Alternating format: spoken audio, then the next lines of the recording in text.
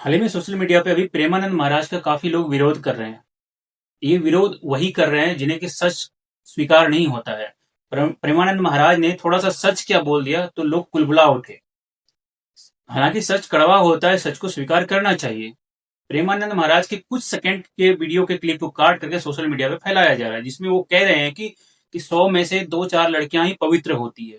क्या उनका मतलब है? मैं आगे बात करूंगा वीडियो में।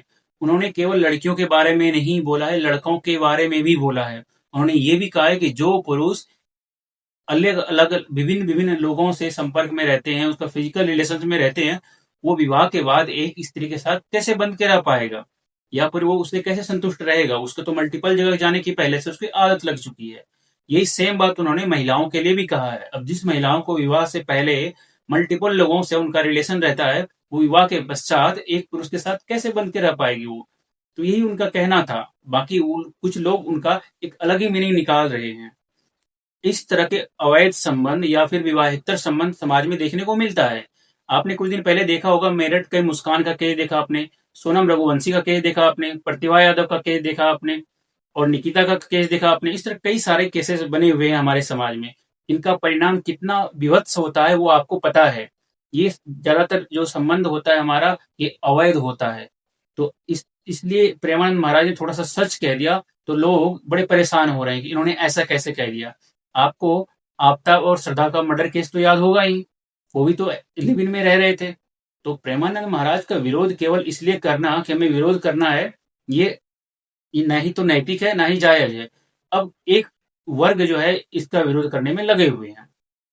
इस समय वर्तमान में प्रेमानंद महाराज ही एक ऐसे व्यक्ति हैं जो पाखंड और अंधविश्वास के खिलाफ खड़े हैं। बाकी बाबा तो अभी चूरन या फिर वो चमत्कार करते नजर आ रहे हैं, लेकिन प्रेमानंद महाराज जी ये सब चीजों का खंडन करते हैं। तो केवल उनका विरोध करना ये नैतिक दृष्टिकोण से सही नहीं है। बाकी एक चीज आप मुझे बताइए, क्या व्यभिचार समाज में स्वीकार है? अगर आपको लगता है व्यभिचार समाज में सही है, गलत नहीं है, तो फिर तो कोई बात ही नहीं है। एक प्रश्न मैं पूछता हूं आपसे, आप जवाब दीजिएगा।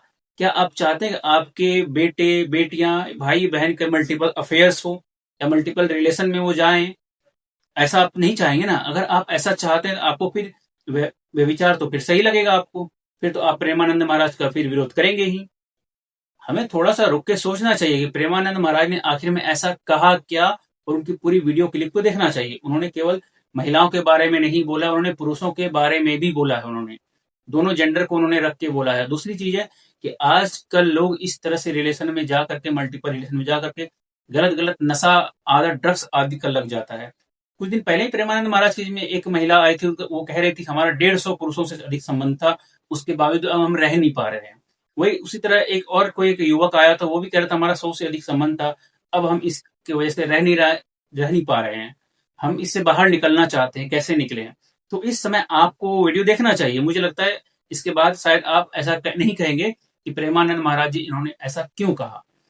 तो थोड़ा सा सोच विचार के किसी भी के ऊपर आरोप लगाना सही है। बाकी सोशल मीडिया पे लोग जो प्रेमानंद महाराज के विरोध करते हैं, मुझे लगता है ये ठीक नहीं है।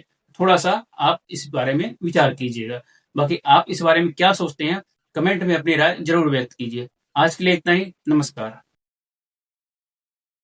ऐसे ही जब चार लड़कियों से व्यभिचार करता है तो वो अपनी पत्नी से संतुष्ट नहीं रहेगा, उसे चार से व्यभिचार करना पड़ेगा, क्योंकि उसने आदत बना ली है। हमारी आदतें खराब हो रही, हमारे बच्चों की आदत। तो ये सब जो मोबाइल चल गया है, ये जो गंदी बातें चल गई हैं, अब आजकल बहू मिलना और या पति मिलना बड़ा मुश्किल है, बड़ा मुश्किल है।